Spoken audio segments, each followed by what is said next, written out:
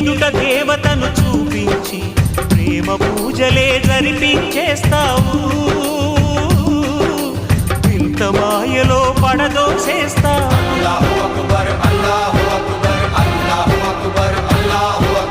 బ్రతుకు హారతిగా వెలిగించి